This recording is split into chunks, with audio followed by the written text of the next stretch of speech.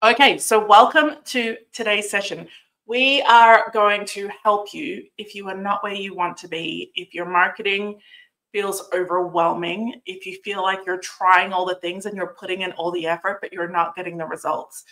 Because, my friend, the number one thing that travel agents and travel advisors are getting wrong in their marketing is that their marketing is not aligned with their commission goals or their sales goals. So that's what we're going to talk mostly about today. We're going to talk about commission. We're going to talk about setting your commission goals. We're going to talk about this slightly controversial, I guess you would call it slightly controversial strategy that I have coached for the last few years about the number of suppliers that you focus on. We are going to talk about how to pick the right kind of content. And that's whether you do social media, videos, podcasts, blogs on your website, a newsletter, everything. How to make sure that marketing is in alignment with what you actually want to sell. Because when you put marketing into the world that's aligned with what you want to sell, you get less inquiries for the type of travel that you don't want to book and the type of clients that you don't want to book. So let's jump in and get started. I would like to know where everybody is watching from today. So if you're watching, well, firstly, let me say, if you're watching on our website, on the travelmarketingandmedia.com website, there is a little button. If you hover over the YouTube logo, you can actually click on the YouTube logo. It will flip you out of our website into YouTube. Do not stress. You won't even miss a single word. It'll just put you exactly where I'm up to speaking. And that will allow you to be able to comment and see everybody else's comments. Or you can stay on our website if you don't want to get involved in the chat. You don't have to. But I would love you to tell me in the comments, where are you watching from? The best answer, I have ever had two answers. One is out at sea. Somebody was literally out sailing on a cruise ship. And I've also had 30,000 feet in the air, just left Dubai. So I cannot imagine why somebody would watch on a plane. But you know what? Why not? Because especially on that flight, I've done that flight from Dubai to Los Angeles. It was 17 hours. You got time, my friend. And what's important is important. So yes, let me know where you are from. And I would also like to know in the chat, I want to ask you a couple of questions this morning. As of today, how many years or months have you been selling travel? Have you been in your travel business, whether that's that you're working inside of an agency for somebody else in someone else's business, or perhaps in your own business, or maybe both? You want to put both in there. So let me know today how long it's been since you have been in the travel industry, or if you can't remember, if you can't figure out how many years when you started. So I'm going to go ahead and pop mine in there. Mine is December of 19. Yeah, last century. I started in the travel industry last century. Anyone else? 1998, I started as a travel advisor with, it was travel consultant, I think it was. Yeah, it was travel consultant. And I worked in a bricks and mortar. Some of you remember STA Travel. That was me. I started back then as December 1998 as a travel consultant for STA Travel. And I used to sit in a branch. And the biggest thing was that I remember was, number one, you would come into work and you would check all your queues in Sabre. And it was native Sabre, y'all. It wasn't any of this easy browser-based Sabre. And on Monday mornings, we would have to hang up the poster in the office that marketing would send in a tube. And the poster in the window would say what the flight specials were for that week with tiny little font at the bottom saying like availability pending. And it was always like the booking class, like it was like a kilo booking, like a booking class that you could just literally get like no seats on. It was like the first 9 seats and that was it. And then also, so you would come in and check your queues and you would put that up. And then for me, it really sucks because I was 18 years old when I first started, that I was always late to work because I just didn't have my ish together. And so I never got the good seat in the office. And the good seat was the first one when you walked in the door, because people would walk in and the person sitting right in front of the door would be like, hi. And that would be the best seat in the house. And I was always down the very end. And I would look at my boss and roll my eyes because I was 18. And my boss, Tom, would say, Sandra, you need to get to work earlier. And I just couldn't correlate the two things. I couldn't see like that my action and the outcome that I was getting were related. But anyway, that's how long I have been there. Let me see some of these. Oh my goodness. Started in 1980 for a cruise line, American Hawaii Cruises. Yes, the inaugural years. Oh my gosh. One more.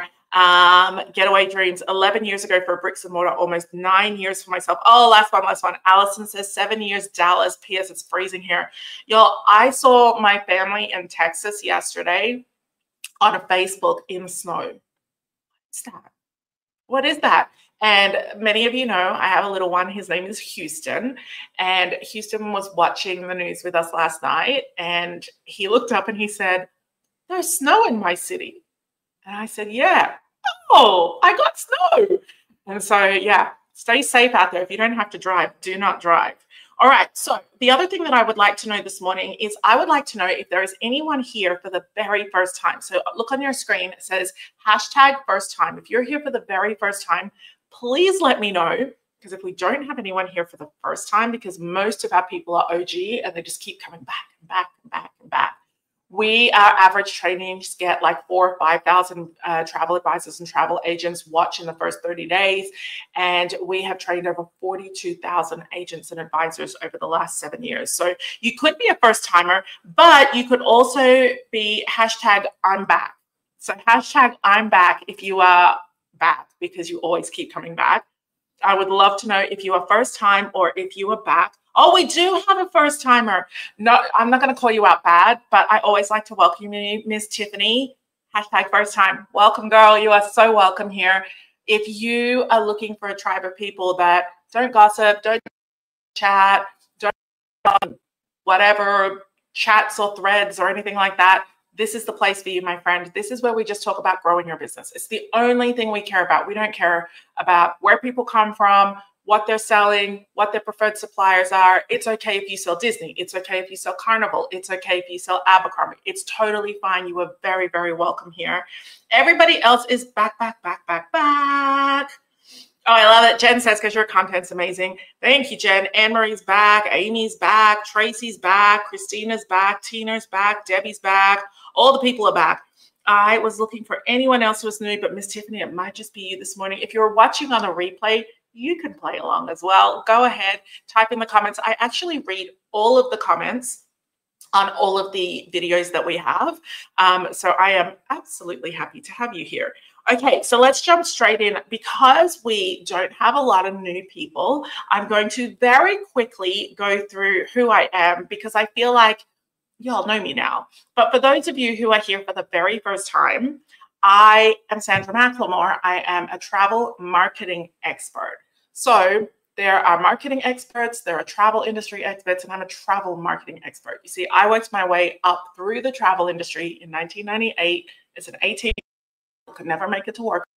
I sold more Kentucky tours than I can count. I remember when I hit my 100th Kentucky tour, because I was working on a university campus, so that was the demographic.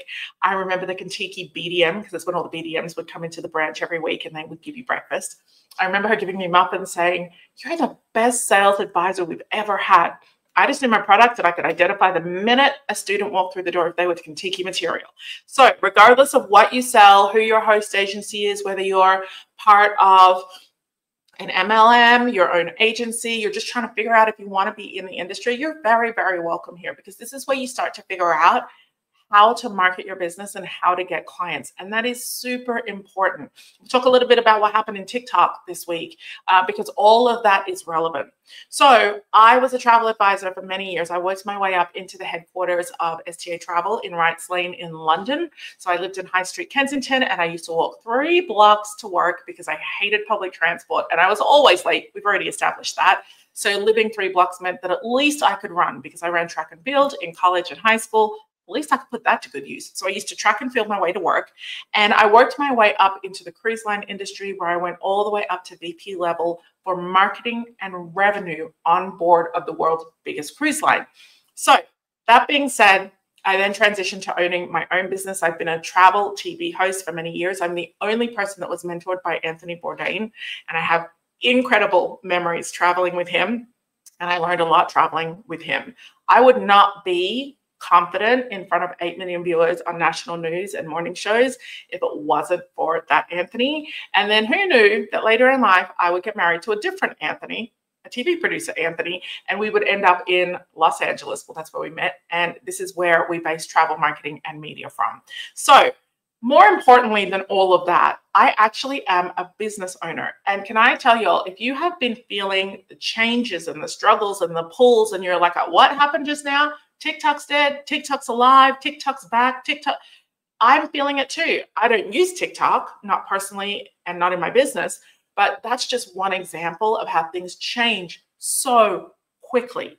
In the chat, I would love to know, share with me, what is the one thing that you find the hardest to keep up with in marketing? I've never asked this before, and I'm so curious. What is the one thing that you find the absolute hardest to keep up with in marketing? And while you're doing that, I'll remind you that we are vetted and trusted by so many of the world's biggest host agencies and consortia and associations. So moving along while you're doing that, also, we have loads and loads of partners. This is how many people trust us with their brands to work with them. Now, if you have not listened to our podcast, please go and do so. We have 2 seasons of podcast episodes. I think there's about 40 episodes there. We are currently on a break. I am super excited because season 3, we're returning with what are called shorties. Shorties are 5-minute-ish episodes that you can just like, I think it's good because it's the perfect amount of time to listen to driving to the store, driving to pick up the kids, driving the kids to their 10,000 different things that they do, driving to a meeting, driving to the doctor's office, driving to the grocery store. Like, I really wanted to make episodes that were short and very to the point so that you could walk away and implement them. So not only that, I can't say for sure, but I'm always happy to share because I'm extremely transparent. I want to have a go at making them video as well so that I can post them on YouTube for you. So either way, season 3 is going to be the shorty season, and we'll come out with short episodes, but there are so many great episodes, up to 40 different episodes. And I do want to refer today to a couple of episodes at the end if you're looking for some to get your teeth stuck in. If you have never listened to my podcast, or even if you haven't, it's been a minute, go back and listen from episode 1 if you've not listened to it. And if you've listened to episode 1, start at episode 2 and keep going. What a lot of people tell me about the podcast, they're like, Sandra, I heard that episode, and then you sent out a playlist for email marketing. You sent out a playlist for social media. And I re-listened to episodes that I'd already heard before, and they just clicked. I listened the first time. I wasn't distracted. I heard everything you said, but that might have been 6 months ago, 2 months ago. And for some reason today, it just clicked. That happens to me as well. My mentors and my coaches that I listen to, sometimes I'll go back and listen to them again, and I'm like, oh, wow. My life coach that I listen to, Brooke Castillo, I've mentioned her over the years. She has an amazing episode about fear. I have listened to that episode so many times, and I literally listened to it on the weekend because I just had a feeling that I wanted to revisit it to see how much that I had missed. I felt like I'd never listened to it before. It felt all new again. So make sure that you check out the podcast. Today, we're going to be talking about commission calculators, sales forecasts, the magic of using 10 or fewer suppliers. Super controversial. This is the most scandalous thing we talk about, and that's fine, followed by using social media. We're going to talk about how to align your marketing content with your commission calculator. We're going to give examples, and I'm actually going to ask you questions so I can answer your questions right here, right now. So if you're thinking to yourself, well, I understand what you're saying, Sandra, but I can't relate that to my business. Can you give me an example in my business? Yeah, for sure. We're going to do that today. And we're going to talk about your marketing funnel as well. Now, this is officially the very last time that I will be talking about marketing funnels as you know them. And you're probably going to be a little bit surprised about that. You're going to see marketing funnel images today, but starting tomorrow, you will never see those graphics ever again unless you're watching a replay, because we have transitioned out of the marketing funnel, still accurate, still correct, but we are diving into the marketing hourglass. And I think the marketing hourglass is going to shock you, and it's going to click for you. And you're going to say, Sandra, why didn't you teach this from day one? In the same way that you have evolved over the years and months, I have evolved as a coach as well. And literally in about November, December, I came across this hourglass representation of a funnel.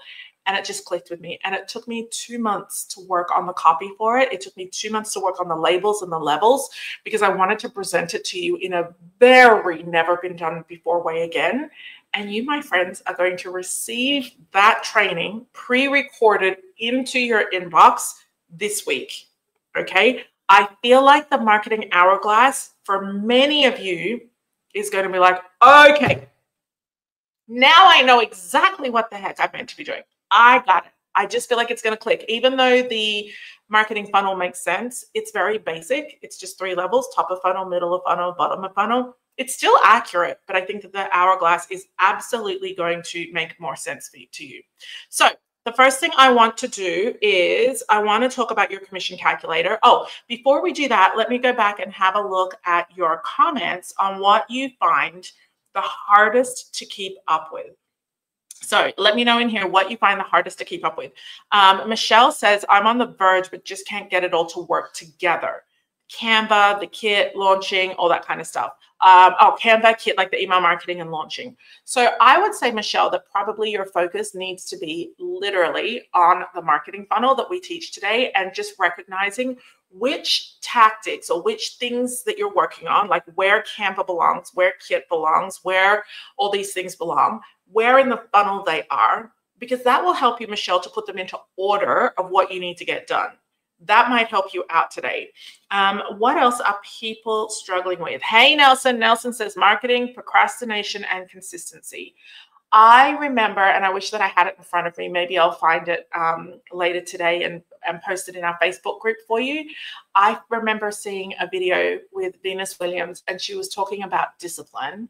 And it got me thinking, and I had a conversation with a friend of mine recently, and I sent the video to her, and she's like, wow, that's really powerful. And basically Venus is pretty much saying that discipline is the difference between where you are now and your goals. And that's not a revelation, right? But she said, if you don't have discipline and if you don't put in the work, you're not going to hit your goals. Black and white. She said, you have to put in the discipline. You have to have discipline. And I just remember thinking that she said it a lot more eloquently than that. And it'll probably give you goosies. Mine's just like, oh yeah, we know that. But when she said it, I remember thinking to myself, discipline is such a negative word. Well, at least I think it is. Anyway, you can let me know what you think. I've always felt like discipline is a negative word. I felt like the opposite of discipline means that you're all over the place, that you're messy, that you're like not working towards anything consistently, that you're just random, that you're ad hoc. And I remember thinking that, like, oh, if I don't have discipline, then I'm bad. And discipline also, to me, gave me like throwbacks to like childhood, like being disciplined. So it's never really felt like a positive trait to have. And then you look at self-discipline, and it feels to me almost like you have to be hard on yourself. I don't know if that works, if that makes sense to you, Nelson, but it really got me thinking about the word discipline. And discipline is literally just showing up consistently. It's about doing what you don't want to do, even though you know you need to do it. Like today, I'm not feeling very well. I haven't been well for the last couple of weeks, and I'm okay, but I haven't been well for the last couple of weeks. And I didn't want to work today. I'll be real. I love showing up for all of y'all, and I'm happy to be here, but I didn't want to do it. I had to have discipline to show up. Now, did I actually require the discipline to show up? No, because I'd already told you I was going to show up and hundreds of people were going to show up. So I had to show up. My back was against the wall. But in the moments where you have a choice to do something or not do something, if we're choosing not to do it, that's what she's basically saying. You have to show up, most importantly, when you don't feel like it. You have to work when you don't feel like it. Y'all, it is the hardest thing to be a business owner and to not have anyone hold you accountable for not showing up and not getting it done. Because if we were in a job where we were asked to write a 6-month email sequence and plan out marketing for 6 months, and that was our job, there is no way that 6 months later, 6 weeks later, 6 days after you were asked to have it done, that you wouldn't have done it. But there's something very different because we work for ourselves and that no one's holding us accountable.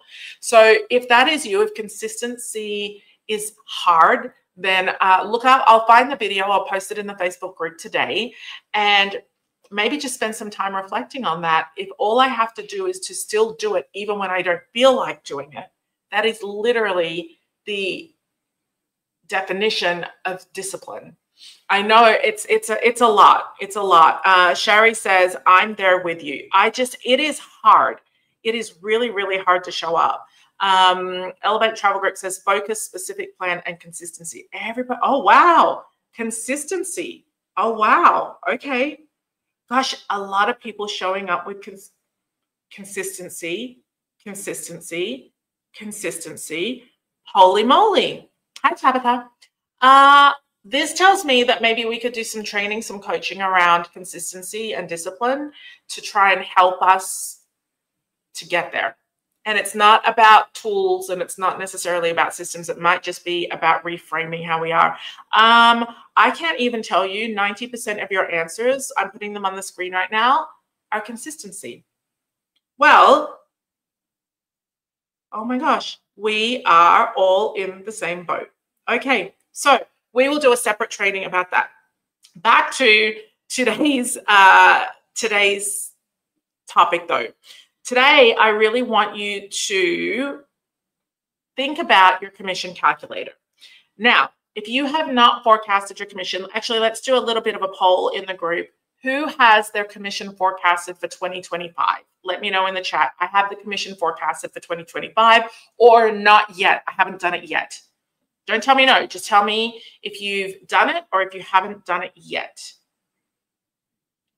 Okay. Let me know that. So, Jen's got it done. Michelle's got it done.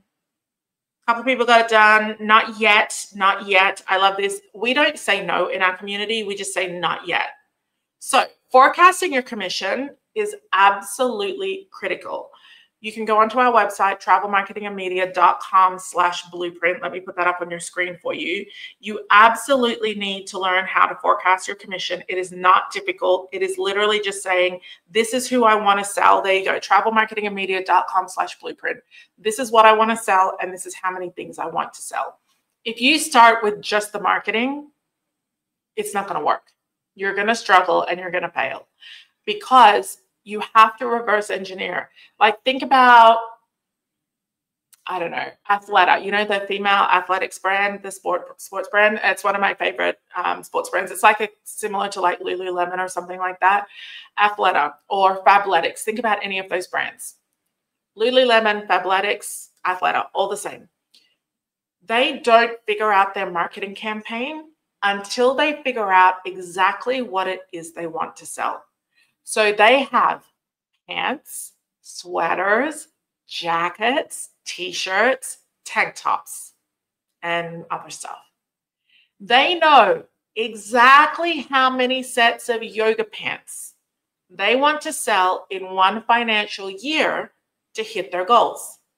They know exactly what the profit margin is on their yoga pants in order to hit that goal. So say they want to sell $1 million. I don't know why I put myself in this situation where I give you math examples knowing that I can't do math. I think it's because I feel comfortable with you that if I fail, you won't laugh at me. You'll be like, oh, she's more like me than I realize. Okay, so $1 million divided by 70, because that's how much their yoga pants are, is $14,285. $14,285. That's how many sets of yoga pants they have to sell to make $1 million. So they say, okay, 14,285 sets of yoga pants. Say, for example, they had 200 stores around the world. Each store only needs to sell 71 pairs of yoga pants in the whole year. Now, obviously, their goals are way higher than this. So then they'd also look at online as well. Then they sit down and work out how many sweaters they needed to sell, how many tank tops they needed to sell. And then they would figure all of that out and they would share that with their sales teams. Secret, in your business, they, the finance people, that's you. The sales team, that's also you. And then they, the sales people, would give that to the marketing team. P.S., that's also you. And they would say, marketing team, we need to sell 14,275 pairs of yoga pants. And marketing say, okay, we're on it. So they then know that they're going to sell them two different ways. They're going to sell them in store and online. So they would develop a marketing campaign. They'd map out a marketing funnel. So people learning about Athleta for the very first time, how are we going to get people to learn about Lululemon? How are we going to get people to learn about Fabletics? Because they need to reach out to hit 14,275 pairs of yoga pants. They got to reach out to people who have never heard those brands before. Then they look at the people who already buy from them, people like me, and they say, well, we need to make sure we get an email out to those people. But they can't just not send me an email for a year and then all of a sudden be like, we need you to buy yoga pants. Here's our yoga pants. This is why our yoga pants are so good. I'm going to get really annoyed if they just randomly show up in my inbox. Unless they've got a big promo code like 40% off, then I'm going to be happy about that. But we're not in the game of doing promo codes like that. So we want to build a relationship. So marketing sits down and they figure out a plan. They figure out a plan to bring in new people into the funnel, and they figure out a plan to sell to existing clients. Does this make sense? Is this a different way? I know it's not travel related, but maybe this could help. Is this helpful to you to understand, like, oh snap, here I am just trying to post every day on social media. Imagine if the marketing department, i.e. you, at Athleta just went ahead on their own and were posting randomness about Athleta products, why you should shop at Athleta, look at our new shoe collection we just got in, look at this celebrity wearing Athleta, and they didn't get the memo that they had to sell 14,275 pairs of yoga pants. Because I guarantee you, they're going to go back, the marketing department, and they're going to start brainstorming. What's so great about our yoga pants compared to other brands? Why do our yoga pants last longer? Why do they fit better? Why do they, I don't know what it is about their pants, but they never roll down. They stay looking good for like 5 years. I've had some of my Athleta pants. 7 years I've had some of them. I had them actually before I had Houston, and he's 5.5. He'll be 6 this year. So what is it about their yoga pants? They're going to sit down and they're going to work it all out. That information is going to become the basis for their social media posts, the basis for their email marketing, the basis for their influencer campaigns. They're not going to send their influencers jackets if they're focused on selling yoga pants, right? Then partway during the year, maybe they hit their goal. They then can look back at their data and say, what was the content that we put out the most? Oh my gosh, we did a collaboration with travel TV host Sandra. It brought us in 6,000 pairs of yoga pants sales. Let's do something else with her. They could do that, and they could do more of what was working. But they also might look and say, oh my gosh, we spend $15,000 a week in ads on TikTok, and they didn't bring in what we wanted. We did spend $15,000 in ads on Pinterest, and that did bring in what we wanted. The most important thing is that the marketing plans were never made until the commission or the profit plans were in place. Okay, so let me go back. I want to check what you have here. Linda says, awesome analogy. Thank you. Yeah, I think it's really, really, really important to have this clarity outside of travel, maybe, because I don't know how else to say it. Posting on social media every day is not a strategy. It's not a plan. It is an action. It's probably one of the most consistent things that most travel agents and travel advisors do. But unless you've done your commission, it's not going to help you. So let's have a look at the commission in here, at the commission goals and why it's important. So a couple of things, and we're not going to do this activity now. I want you to do it afterwards, but I want to talk through it if you haven't done it yet, or maybe you just want to go back and quickly check it. Some things that you're going to need to know before you do a commission calculator is the type of travel that you want to specialize in. If you try to sell everything to everyone, you will end up so sporadic and random in your marketing that you will not sell exactly what you want. You need to know the benefit of having 6 to 10 focused suppliers. Some people out there trying to knock me out for saying this, and suppliers actually are not those people.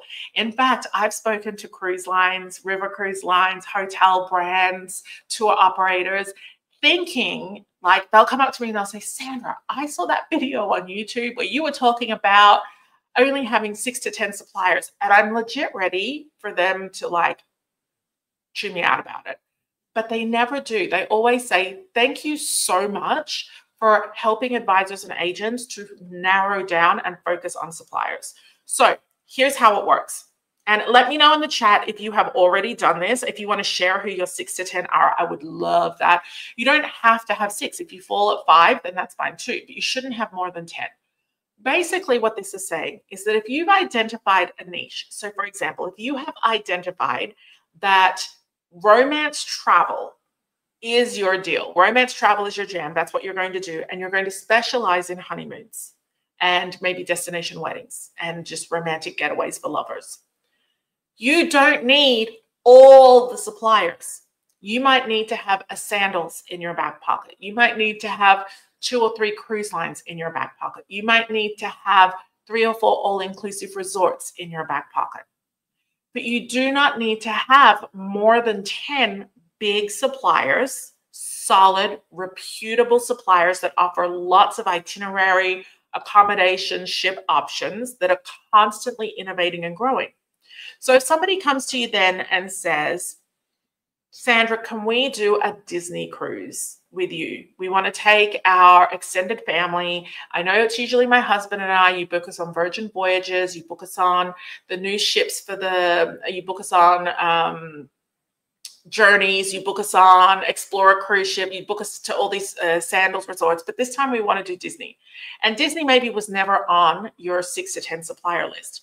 I'm not saying that you should not sell Disney. I'm saying that those 6 to 10 suppliers are the only ones that you have going into your inbox to get updates. They're the only ones that you show up for their trainings. And they're the only ones that you really focus on the product knowledge and getting to know the product knowledge. They're the only ones that you go into their marketing behind the scenes portal, if they have one, and extract the information you need to help you with your own marketing tools. That you only focus on those 6 to 10. But if somebody comes along, like I said, and says, I want Disney, you can choose whether or not you want to take it on, refer it to another agent or advisor who specializes in Disney for them to come right back to you, or just say, unfortunately, that's outside of what I usually do, but I recommend going to this directory and, matching up with a travel advisor, or here's a referral. Nothing bad has ever happened to any travel agent or advisor for specializing in 6 to 10 suppliers. You can have a rule in your inbox that only those suppliers go into your inbox. And then if, I don't know, Disney, for example, all emails from Disney might just go into a folder called not focused suppliers. Can you imagine what your inbox would look like if you only got emails from the 6 to 10 suppliers that you wanted to focus on? Now, this, of course, it's not the same for tourism boards or destination boards, but destination knowledge is critical. But let me know in the chat, have you ever picked, Anne-Marie says, yes, I have picked my favorites and they align with my niche. I can't imagine how much lighter Anne-Marie feels having at some stage, and feel free to share, anyone who has done this yet, feel free to share if you have. Jen says this has been life-changing for me. Which bit has been life-changing for you, the commission or the suppliers? Let me know if you have narrowed down your suppliers like this, if there was any fallout from it, if it was difficult for you, if it was easy for you. What was the impact of doing this? Because I'm sure that your inboxes, you can easily delete or easily filter to folders. I'm sure that it is easier for you to decide when a training opportunity comes up if you want to do that training or not, because you're asking yourself, is what I'm about to sign up for, is what I'm about to do actually going to help me to grow as a business owner, or to get more clients, or to close more sales? I think that super, super, super. Got a getaway vacation said, I did that and my inbox is so much cleaner. I love it. Sweet Dreams Travel Agency, thank you for sharing. She said, here are some of my top 10. Alma Waterways, Sandals, Virgin Voyages. So she knows that if she gets an inbox invite for a training that's not on her supplied list, she probably doesn't need to attend. Now, you're thinking to yourself, well, what if I suddenly got that inquiry for something I don't know anything about? Trust me, the BDM for that brand, for that supplier, will be there to help you. Other travel advisor friends who specialize in it will be there to help you. There are Facebook groups where you can post, they'll be there to help you. All right. What do we hear? Shari says, that was a great explanation of why you focus, but that doesn't mean you can't sell to others. It absolutely doesn't mean that. I had somebody come in to our company last year and ask us, can we do coaching for her small host agency of 10 travel advisors, because she feels like she's the only one understanding marketing funnels and email lists and things like that. That's not something we offer. But her coming and asking for it does, just because it's not something that we don't offer, doesn't mean we can't sit down and figure it out. And what I ended up saying to her is, I can't do that in the next 3 months, but if it's really important to you and it can wait, I have time in this particular month where I'm not traveling, and I could do that. So she hired us, and we came in and we did a full day training with 10 travel advisors. And can I just tell you, they went from selling $2 million of travel a year, which is not a lot for 10 advisors, and I know she's here right now and she doesn't mind me saying this, to selling $20 million, because she already had that magic on her team. She had the talent on her team. She had picked great humans on her team. They just weren't structured in their marketing and in their understanding of why certain things were so important, and they got on the same page, and they went from 2 million a year to 20 million a year. So this is really, really important stuff you need to do. Someone else says, I have a folder for my preferred and non-preferred suppliers. I love it. I love it. I love it. I love it. That's all you need. Amy says authentic, timeless luxury travel is what she sells. She sells, Amy, that picture with the baby gets me every time. It almost makes me want to have another baby. And then I realized, no, be strong. I'm too old for that. Belmont, Silversea, Uniworld, Rosewood, Six Senses, Hummingbird. Oh, I've never heard of them, but she knew I was going to say that, because then she wrote Indian Ocean, DMC, and Seas. Never heard of them either, but she knew I was going to say that, because then she wrote Greece, DMC. This, to me, screams luxury and authenticity, authentic experiences and luxury travel. So because Amy's so focused on those suppliers, I guarantee you that she kind of blocks out the noise of the others, and that she focuses on these when it comes to training, marketing materials. She probably looks at these and sorry, let me get a little bit of, still not 100% right, but I got you, don't worry.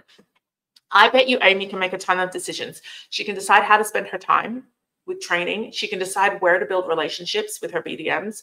She can decide where to learn, like is in her product knowledge. And here's something maybe you've never thought about if you haven't done this exercise.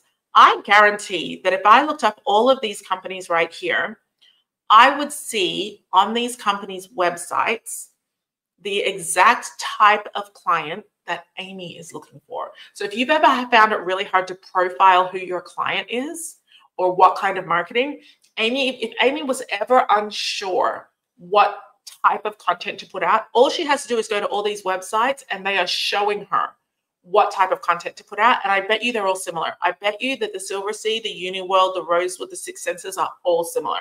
I guarantee it. I guarantee it. I know it for sure.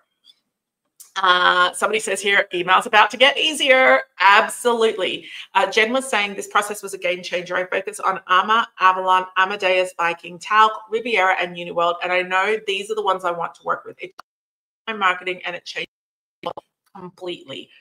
Thank you. I think what Jen is saying nails it, because it changes how you feel. It changes, it reduces overwhelm. It reduces the clutter. I am minimalist-ish in my house. My house is full of things, but it's not full. It doesn't have things in here that we don't use. We don't have a cabinet in our kitchen that's full of Tupperware and lids. We just don't. We have 20 glass containers and 20 lids. We don't have 50 frying pans. Well, I don't know who has 50 frying pans. My mama has at least 10 frying pans. We have 3 frying pans. We don't have, I have 1 drawer with utensils, and I have 1 drawer with flatware. That's all we have. We have 1 cupboard with coffee mugs, glasses, everything. We just don't have excess stuff. Our bathroom towels, we use the same towel. I literally will put them in the washing machine today, because today is Wednesday, and that's what I do on Wednesdays. I will wash them, I will dry them, and we will reuse them tonight. So they were dirty this morning, they'll be clean tonight. We don't feel the need to have an entire cabinet full of towels. The same thing can be said for your suppliers. It's really easy for me to keep my house tidy and clean. People always walk into my house. In fact, my realtor is coming over in about an hour, and she always walks into my house, and we've become friends with her. We're not moving again, don't worry. And she always walks into our house and says, it looks like a display home. It's not because we're trying to push this thing of perfection. It's not because we care what other people think about her. It's because we don't want to. The minute that I stopped having a cluttered desk, I'll show you my desk at the end. Remind me at the very end to show you my desk and you'll see where it is. My desk and our conference table in the office/studio here are always clear, because clear business, clear mind is clean business. Clean desk is clean business. Clean home, tidy home is tidy business. So I absolutely love this for you. Amy says, thank you. My baby is the same age as Houston. New picture on the way. Oh, here I am thinking you have a baby. Okay, so I hope that this part of it has been helpful to you, because when you do this workbook, it's going to tell you how much commission your business can make, how many client bookings you need to have, how many email subscribers you need to have, and exactly what you're going to promote. This is what the commission calculator looks like. You can download it for free. Can I just tell you, I know that it doesn't work when you try to fill it in online. I know that. You must download. Up here, I hate that this button is so small, but up here, it's not a button I can fix. Up here is the download button.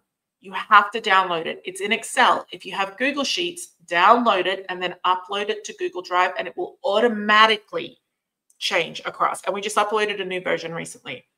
Now let's talk about your marketing plan. Your marketing plan, also known as your marketing funnel, you need to know these things to do this exercise. How much money you're able to invest in marketing promotion. I'm going to ask a really difficult question right now. I want you to tell me in the chat, without fear of judgment, and I'm not going to put up anyone's responses on the screen. I want you to answer me now, what is your monthly marketing budget? How much money can you contribute to marketing every month? I'm not going to put it up on the screen. If it is $50 a month, put $50 a month. If it is $100, put $100. If it's $300, put $300. If it's $1,000, put $1,000. Whatever it is in there. If you have $0, that's hard. That's hard. It's hard to market a business with $0, but if you have $0, go ahead and put that. If you can put in $50 a month, put $50 on there. Okay, so I'm seeing 100 come in. I'm seeing 50 come in, 50 to 100 come in. This is normal. This is normal for people who are not yet hitting their revenue goals. Okay, it's absolutely normal. Here's what I'm going to encourage you to do. If you have $300 or less per month in marketing, I encourage you to put that money into ads. And specifically, if you are on Pinterest, I encourage you to put it into Pinterest ads.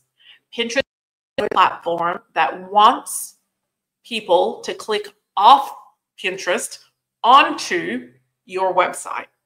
So if you are on Pinterest, I would recommend running an ad budget. You might not have enough to run a consistent ad budget all day, every day, unless you're running at least $10 a day.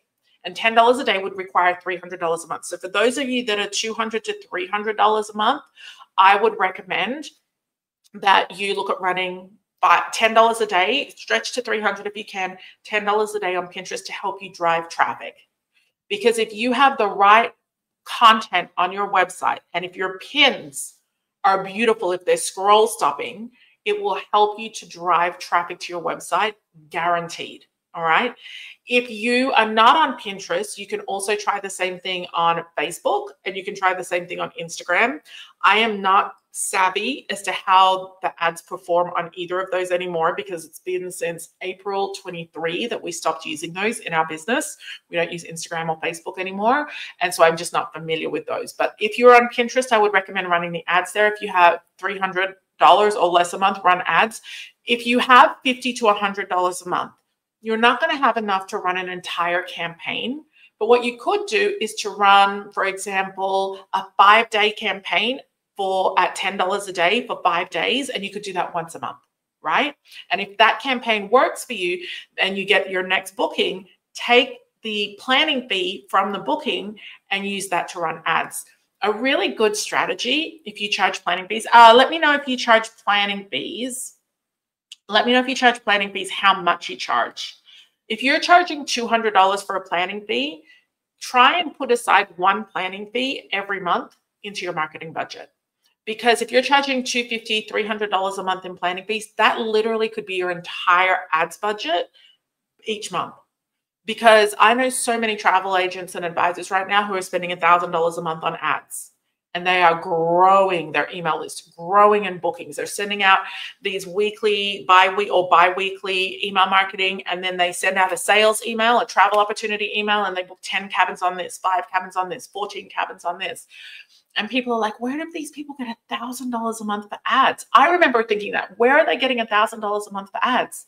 They're literally saying, okay, for my first booking of the month that I get in, it goes into ads for the following month. And that comes with some feelings, right? Especially if you've got bills to pay. You're like, I can't imagine putting money into ads. It would be like putting it onto a casino table, right? Because it's not a guarantee. It's never a guarantee. But at the same time, if you don't have a marketing budget, you're really going to struggle to grow your list. Okay. So I hope that helps a little bit in there. Nelson saying, yep, $250 he charges for his planning fee. Someone else says here, $200 for a house and $500 for groups. If you just put one planning fee a month into ads, you would be able to grow your email list. Anne-Marie says, I design fee depending on the itinerary, but I'm struggling to figure this out. If you don't charge fees yet, we have an amazing free training masterclass on fees. Go to the bottom of our website, to the footer, and you'll find it down there. Take it today. Take it this afternoon. It's so important. Joanne says that comes with discipline to connect it back. Yeah, it does. To be able to say, I'm going to put one planning fee into that. So a lot of you have done website in a weekend, and website in a weekend is an investment of $2,000, but you literally come out with a website that you know how to run inside out, and you are in complete control of your website. One year, I think it was last year, or no, the year before last in November. So November 23, we had 50 people come in and do website in a weekend, in the one weekend. So I know you did the math real quick. We made $100,000 in our business in that 2 days of work. Now it's more than 2 days of work because we've been running this program for a couple of years. We've refined it. We do a lot of work behind the scenes. We actually do the equivalent of 10 to 20 days of work for the 2 days that you see publicly if you participate. But I said to myself that every 5 bookings that we get in, I'm going to put 1 booking into ads. And so that'd be like me saying, if you made $10,000, would you be happy to put $2,000 into ads? And you'd probably be like, yeah, because I get left with $8,000. Think of your planning fees the same way. For every 5 planning fees that you make, you put in 1, or every 3 planning fees, you put in 1 back into your marketing. It's absolutely critical that you are putting money into marketing. Jen says, website in a weekend was so great. My website is beautiful. Girl, your website is stunning. Absolutely stunning. Jamie said, it's an incredible experience. Yes, ma'am. Okay, very good. So the marketing funnel. The marketing funnel, when you map this out, this is something that you can do. It probably is going to take you about 20 minutes if you know your business very well. And if you're just starting out, it might take you 30 to 45 minutes.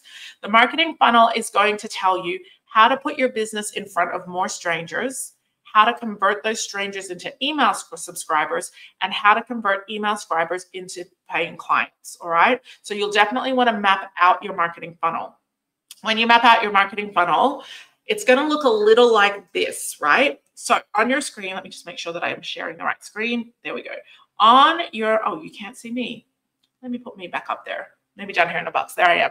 Okay, so this is your marketing funnel. So your marketing funnel gives you a consistent stream of new clients. These brown arrows at the top are ideal clients. If you think about the perfect kind of client for your travel business, that would be this person up here.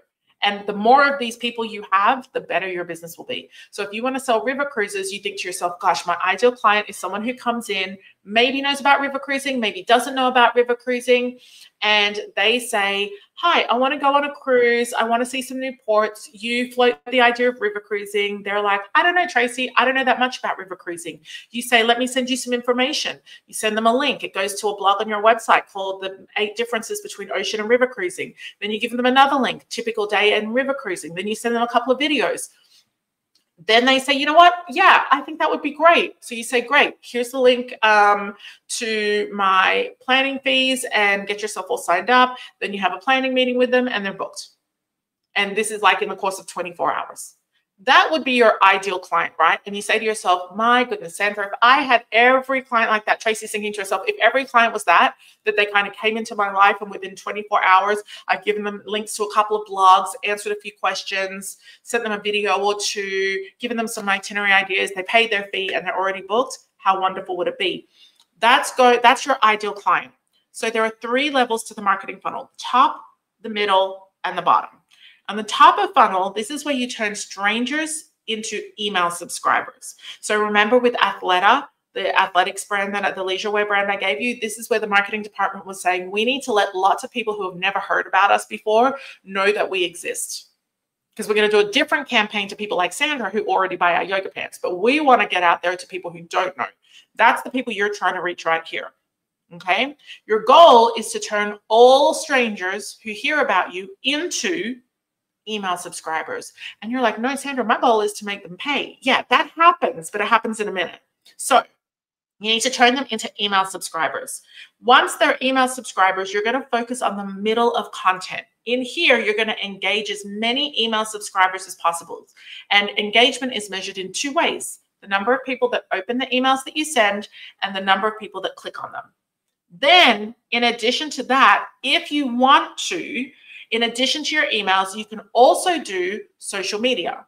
You can't do just social media because social media only reaches 4% of your audience. Now, it's a perfect time for us to pause and talk about what happened with TikTok this week. Without getting uber political, despite the fact that everything that happened with TikTok is 1000% political, a politician said, we're going to take away TikTok. We're going to ban TikTok. We're going to take it away. That has been said over and over and over and over again over the past few years that TikTok was going to be banned. The stipulation was that an American company must own the American arm of TikTok so that we keep all of the data here in America. Not something I disagree with at all, even though you didn't ask my opinion. I think that it's a good move for it to be American owned so that we can control the data, because there's an enormous amount of data that comes out of social media platforms, and that especially the young people of America who maybe haven't thought through all of the stuff that they share are sharing. So unfortunately, the political decision to take it down the other night, and people were like freaking out because suddenly TikTok is banned in the US, came back up the next morning, came under the stipulation that it would have to be American owned, it would have to be sold to an American. So fast forward to the next day and a message pops up and it says, this politician is working on getting it back for you. Then a few hours later, TikTok comes back up. It's up temporarily because that requirement, according to that politician, still stands that it has to be American owned. It's not going to be a huge surprise to most of us that it will be bought out by one of the big billionaires. I can think of maybe 2 or 3 that were front row on Monday that would possibly buy it. And then all of a sudden it's American owned and you think, great, we've got to the goal that we needed to get to. There's going to be a lot of things that are consequences that come from that, but it will be back again. In the small moment that TikTok was down, let me tell you about 3 of my friends. My first friend has 22 million followers on TikTok. She has no email marketing. I have been yelling at her to start email marketing, and she's like, but I'm on TikTok. I'm like, girl, you got to get email addresses. She goes, but I'm doing really well on TikTok. I keep going viral. There is nothing that I can say to penetrate the brain space of this friend that I have. And can I tell you, she was hyperventilating like crazy the other night when TikTok went down. Because for a small window of hours, not even days, she had lost everything. She couldn't log back in. She couldn't tell people, I'll be over on Instagram. She hadn't really been paying much attention to Instagram. She'd been letting her stuff feed through naturally. So it showed up on Instagram, which is where I see her stuff because I'm not on TikTok. And she lost her business. I don't know how you even get to 22 million followers, but people loved her content. They were so engaged in her content. She put up a TikTok video and she would get 2,000, 3,000 comments on her video. And she was making good money. But she was sending people not to her own store, but to affiliate links, because she's doing like, have you guys seen the Amazon must-haves that you didn't know you needed to have? Like, here's 3 things in my laundry that you must have. I have 3 things. Actually, I have 5 things in my laundry I think everybody would love. But I don't have my entire income focused around that. Do I have an Amazon affiliate link for my house? Yes, because my friends and family ask me all the time. Does it make me money? Yeah, it does. But it's not my business. It's not my main source of income. It's just something that I give to friends and family because they want to buy some of the same things that we have. Imagine if I was sending everybody directly from TikTok or Instagram to Amazon, and even if I was earning my commission, I wasn't collecting their email addresses. If those social media platforms went away, I would lose my business. That friend, I asked her this morning, I'm like, hey, are we walking this week? And she's like, I can't. She said, I'm still like recovering from the loss of TikTok. And I was like, okay, but you've got your TikTok back, right? And she's like, yes. And I said, and you're going to start email marketing? She's like, no, can't connect the dots for her. I have another friend who just hit $80,000 in revenue in her business, and she quit her full-time job just before the holidays, got paid out her PTO. She's super happy. She's not doing email marketing either. And you're like, Sandra, are these friends of yours? I'm like, yeah, they're friends of mine. Listen, it's like your family. Some people are going to listen. Some people are never going to listen. She texts me on the weekend, and she's like, what am I going to do? TikTok's gone. And I just wanted to say, I told you so. And then my third friend has 90,000 followers on TikTok and 6 email addresses. I was like, well, that's good. How did you get the 6? And she asked people, and then I stopped asking them. And she was in an absolute panic. She said, I couldn't even download my videos. TikTok is not the purpose of my story. It's the fact that if you are using social media and you're not collecting email addresses, at some stage, the Billionaires Boys Club that owns these social media platforms will change the rules on you, pull the carpet out from underneath you, or you will lose access. And it might not be that they make massive changes. Maybe you get banned. Maybe you lose your account. Maybe you can't get into your account. That's happened to a bunch of people in here. Actually, I know that it's happened to a few people in here over the last year that something has happened. This makes sense. This was not my political rant. This is an exact example, and I can't give any better examples. I literally can't. I cannot give better examples than what just happened on the weekend. And if you think that it's not possible for it to happen to you, I ask you this. If you lost your Facebook and your Instagram tomorrow and you had to start from scratch, would that be okay? Would it impact your business at all if you lost your social media? Or do you have enough email addresses that you would suddenly start taking email marketing more seriously? My final thought to you on this is, take email marketing so seriously as if social media absolutely disappeared tomorrow. And when we come back and we look at this marketing funnel here, I want you to see in here, oh, my face is in the way. Hold on, let me get rid of my face. I mean, not get rid of my face, but move my face. It says in here, the middle of funnel is about email marketing, and you should be sending a weekly or bi-weekly. I got a little loose here, bi-weekly. I got lax in my rules to motivate and encourage your email subscribers to travel. If you want to layer in social media on top of email marketing, great, do that, but not instead of, okay? Not instead of. So if you're putting all the effort into social media, I want you to channel that effort into email marketing. So just to remind you, in the top of funnel, you're turning strangers into email subscribers, right? This is sending traffic from your social media to your website. Lead magnets if you have them, live events, guest podcasting, guest blogging, advertising, ads, community building, meetups, Facebook groups, media placements, whatever it is that you're doing to find people that have never heard about your business.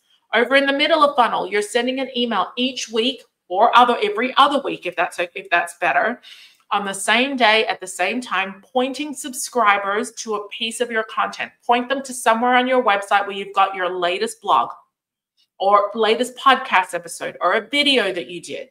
I will be sending out an email this afternoon pointing my entire email list to this training, right? That's my way of keeping connected and engaged with my audience. In addition to your weekly content, you may post on social media. However, posting does not replace email marketing, because the highest converting content are reels and email sequences. You can't just do social media, and even reels these days, people are saying are not giving them such great return on investment. So this is a screenshot from last year, but you're now mapping out your 2025 marketing and sales pipeline. It looks just like this. You'll go in and you'll just answer questions, and at the end it'll email it to you. If you don't get an email, just reach out to us and we'll forward you a copy. So you will literally work question through question, and at the end you have your marketing plan. And then finally, your content. So this is where we're going to wrap it up today. Let's get ready to do your content plan. This is the third task that you need to do. And notice, just like the Athleta example that I gave you, you don't do your content first. You have got to do your commission calculator first. Then you've got to do your marketing map or your marketing funnel. And then you start with your content. The same way that the Athleta marketing team didn't just go out and posting. The leadership or owners of the company said, this is our goals. This is what we want to do. They checked it off with the financial controller. Also, you're the owner and the financial. Took it to the sales team and they said, do you have sales strategies? Sales team said, yeah, we got strategies. Also you. The sales team took it to the marketing department. Also you. And said, we need you to put together some marketing to go out, and these are our goals. They even looped in customer service and said, this is what we're focused on. All of the teams are working in the same direction. And in your business, I know that you feel the burden of all of those teams being you, but one of the benefits is that you're not going to fight yourself on these things, right? So let me show you why this is. I think you understand now that this is why it's really, really important. What you're going to do is you're going to look at the focused suppliers. So remember, Amy gave us a really good list before. I'm going to pull it back up on your screen. On my screen, which will also pull it back up on your screen. Hold on one second. Here it is. Okay. Oh, Hazel. I've got Hazel's on. Hi, Hazel. So I got to cruise with Hazel in Egypt. I love me some Hazel. And Hazel, don't be offended, but I like your husband as much as you. He's super cool. Tell him I said hi. So Hazel's suppliers are Ama Waterways, Explorer Journeys, Silversea, Oceana, Talc, Rocky Mountaineer, and Leading Hotels of the World. I hadn't heard of them. Thank you for explaining that out. My community know exactly when they know that I'm not going to know something. So you can see they always explain it out for me. So these are Hazel's. Hazel would then, according to this example, think of up to 50 destinations that her focus suppliers go to. So that's not 50 for Ama. That's not 50 for Explorer or 50 for Silversea. That's 50 total. So she might say, okay, Ama Waterways, let's say Egypt, let's say Austria, let's say Hungary, let's say France, and let's say Switzerland. Those are just 5 countries of the probably 50 that they go to. But she only needs 5. Then she might say, okay, Explorer Journeys, where are we going to go? We're going to go Iceland. We're going to do Canada, whatever Canadian stops, New England. They're going to say some Caribbean destinations. She just has to come up with 5. Then Silversea, she just has to come up with 5 for Silversea. She might say, you know what, I'm going to focus on South Pacific, Australia, New Zealand for Silversea. Then Oceania, she might say, I'm going to focus on Alaska, Panama Canal for Silversea. And then Rocky Mountaineer, she's got Canada, and Leading Hotels of the World, she might just pick countries in Asia just to spice it up a little bit. Then she can easily have 52 destinations for which she can then say, this is going to be my 1 year of content. So say, for example, she picked Egypt, and I'm using Egypt because that's where we cruise together, Hazel and I. Egypt is just one destination out of maybe 5 that she picked for one of her suppliers. Hazel can then create the most incredible article about Egypt for her, a blog or newsletter about Egypt that she, no, not newsletter, but like blog or article that she can put on her website. It could be super detailed. It could be long format, 240 characters, like super long, 2,400 words, long format, very detailed, all about how you would spend your time in Egypt from Lower Egypt, where Cairo is, all the way down to Upper Egypt, including the cruise, on the Nile, all the experiences you can have, the things that you can buy. Hazel, can you smell my Egyptian essential oils? They're the ones that we bought together. She would explain out everything. And then that could be also part of her email marketing, where she puts a snippet of that into her email and sends it out to her email list. That means that she's sending out content that is directly related to her suppliers. Now, here's another thing. She might not decide to focus on a Waterways content, just that, say she's got 10 suppliers, just to focus that 10% of her marketing on AMA. Because when she does her commission calculator, bear with me, if you're doing something else, stop for a second. 10 suppliers, 10% of the marketing calendar, right? Because then that's equal. You don't have to do it that way. In fact, if Hazel goes back and looks at her commission calculator, she might see that she wants to sell 40% of her commission to come from AMA Waterways. And it might be because they give her the best commission of everybody there. They're the easiest to work with. They're the fastest, all the true things, not compared to the others, but in general. And her commission calculator might be telling her 40% of my sales are coming from AMA. Guess what, Hazel? Not just you, girl, everybody. 40% of your marketing needs to be for AMA Waterways if AMA Waterways makes up 40% of your commission calculator. Does that click? Let me know in the chat. That's why you have to look at it, because it's like Athleta. If 40% of their sales have to come from yoga pants, 40% of their marketing has to be about yoga pants. It can't be a 10% mention. It can't make up just 10% of the marketing. Okay, so I really want you, and it's the same for everyone. Laurie shared hers just here. AMA, Avalon, Seabourn, Regent, Titanium Tourist, and Silver Seas. Same thing there as well. Super the same as everybody else. You've got to match back the destinations and the experiences you can have to your commission calculator. So not just can Hazel only say, well, Egypt, and talk a little about Egypt. She can talk about the things that we bought, the experiences that we had together. Hazel and I, we went to a Nubian village. We shopped for essential oils. My favorite perfume is Victor and Rolf Flower Bomb, but not the regular one, the bougie one, the midnight one that comes in the black bottle. I told them that, and literally I put this on a day ago and I can still smell it after a shower. They mix it out of essential oils. They make your actual perfume. I will never spray perfume all over my body ever again. I don't know what's in those perfumes. I can't even say them, but I know the essential oils, they're able to, like little potions, make it up for me. She can talk about that. She can talk about, we did a Nubian cooking class. Oh my gosh, so much stuff that we experienced together, and she could write about all of these experiences. So it's not destinations, it's also experiences as well. Okay, so final point.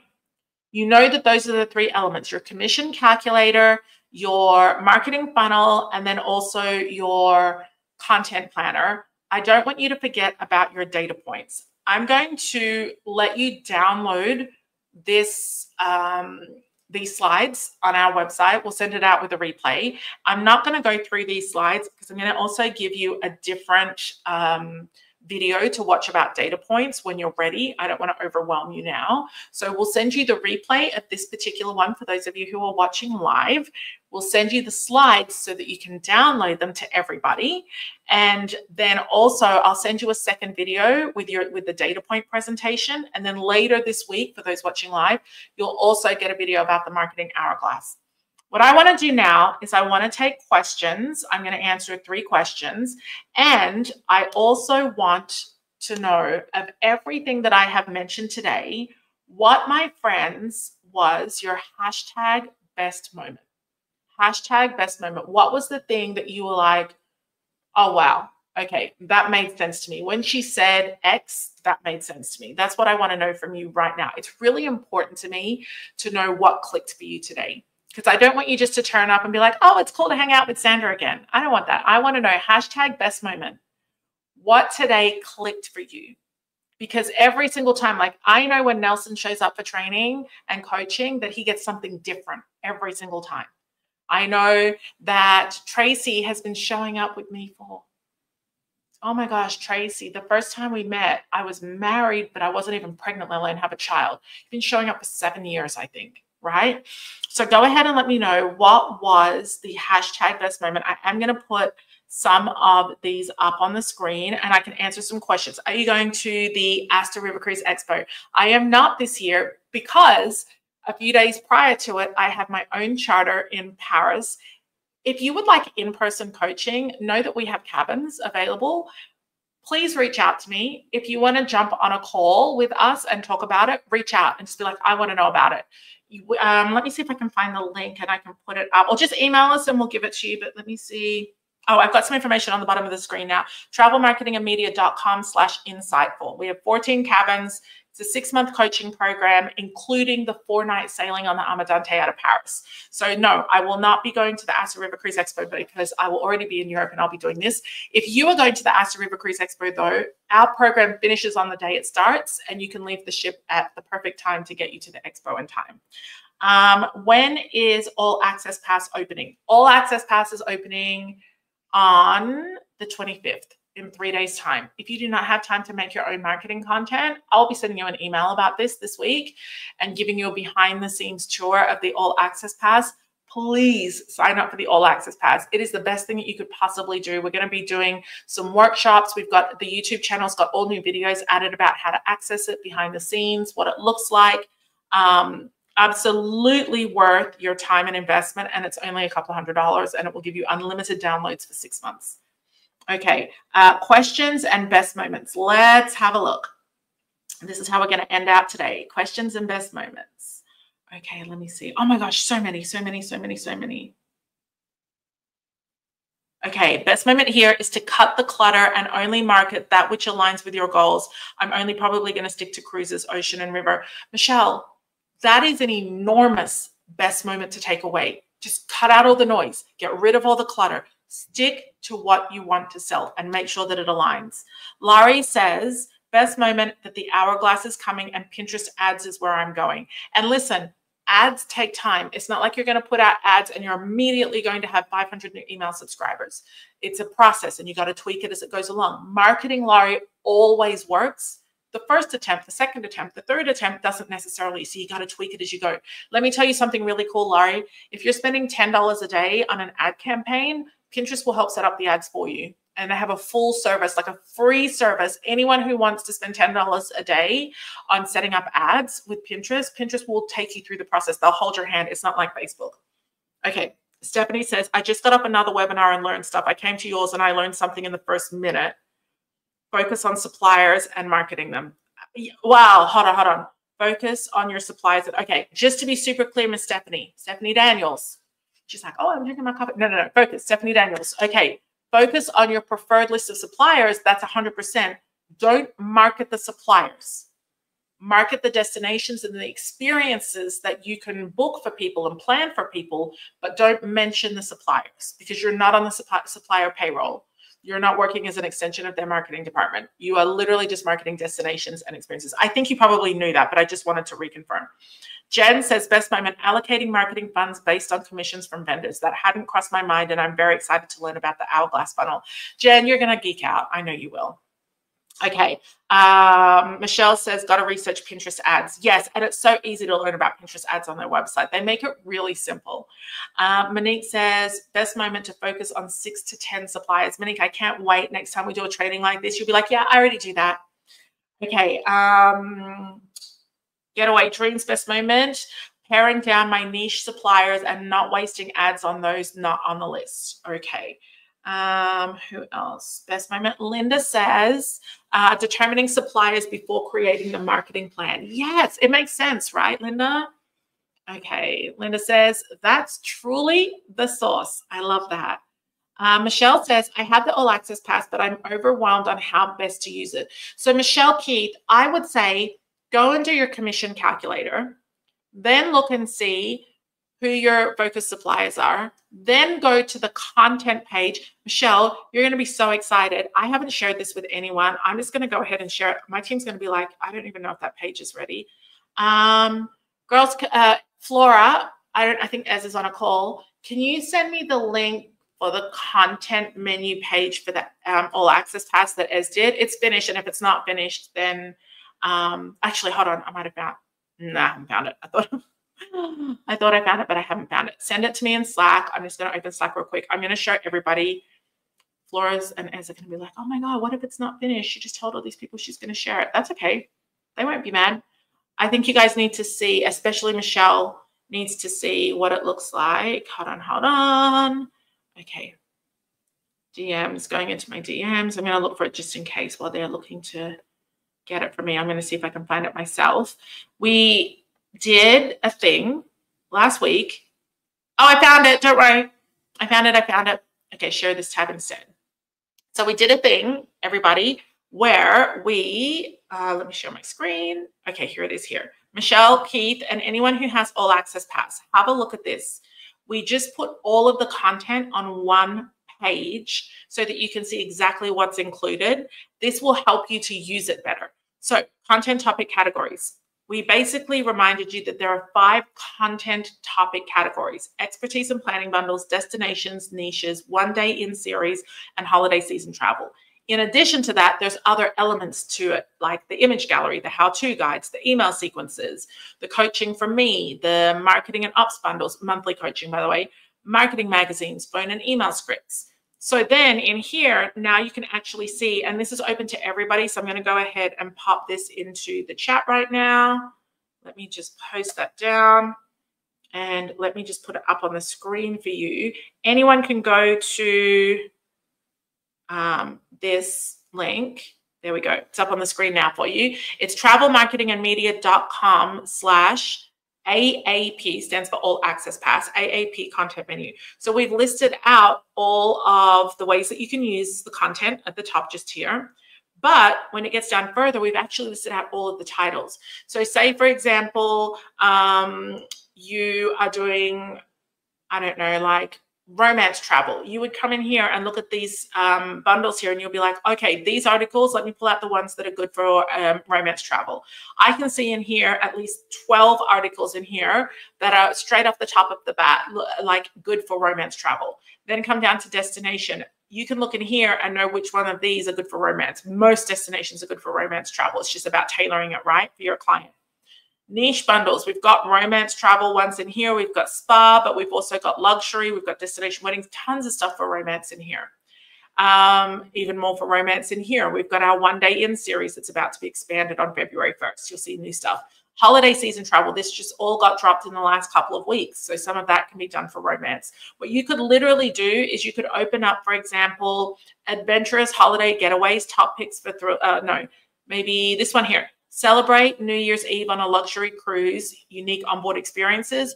We have a video that shows you how to take exactly that content, Michelle, put it into AI, into ChatGPT, and say, we have the command that we can give to you that says, change this content to be for romance travelers, change this content to be for river cruise, change this content to be for whatever, well, maybe not river cruise because this is ocean cruise, for families, and it will adjust it to what you want it to be. Okay, so that's with anything in here. So this is a really, really good place to be able to come if you're using the All Access Pass and want everything in one place. And then you just go to the download center, which is really easy to find. It's just at the bottom here. So let me click on the All Access Pass download center. I'm already logged in, so it's going to let me go there. This is where you actually download it from. Okay, so for example, you go into the holiday season bundles, and the content page is open to everybody, but the download center, you only get into that if you're an All Access Pass member. And this is literally where you would just click. And my friend, it couldn't be any easier. That just got downloaded directly to your computer in one click in about 3 seconds.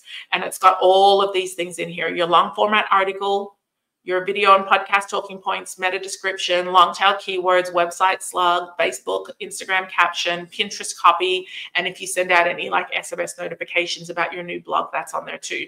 And everything here is literally just one click to download. Okay, so I hope that that helps to answer your question, Michelle.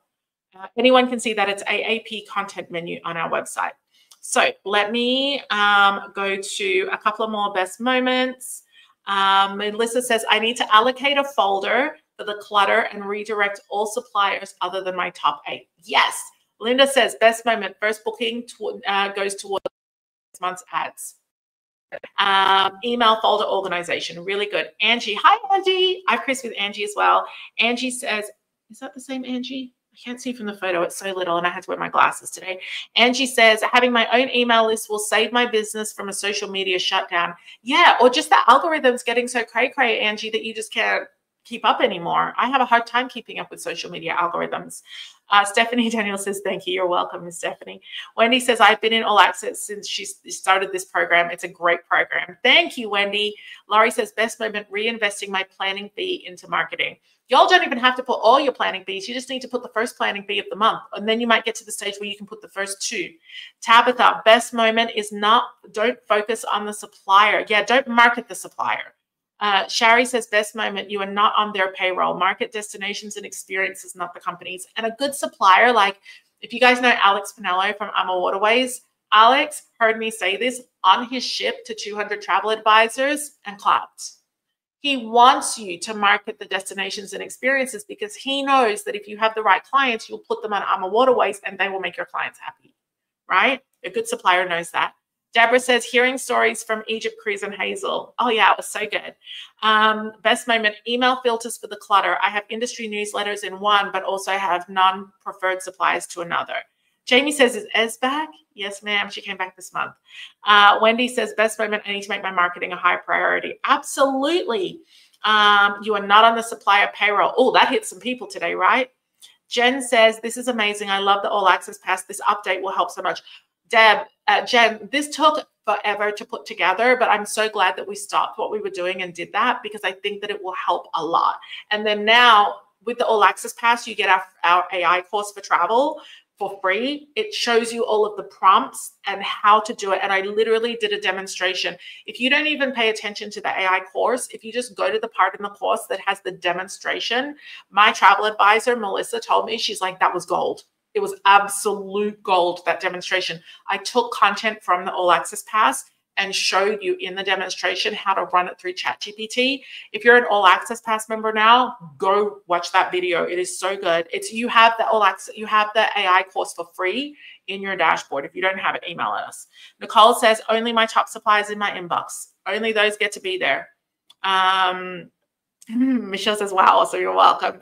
Best moment, make marketing a high priority and focus on top suppliers with marketing and emails. Yes. Angie says, that's incredible. I love how you show how to leverage AI to personalize the content. When did you say it will open? 25th, 3 more days. That's it, 3 more days. Angie, hopefully you're on our email list. I think you are because you got into this coaching program, this coaching opportunity today. So you'll definitely get an email. Show us your desk. Oh, yeah, I will. Okay. The new organization and the format. I knew you would love it. I knew you would love it. Awesome session. Okay, perfect. Jen says, AI course, holy cow, yay, thanks for that. I'll do that next. Yeah, it's free. AI course is free for all Access Pass members. Okay.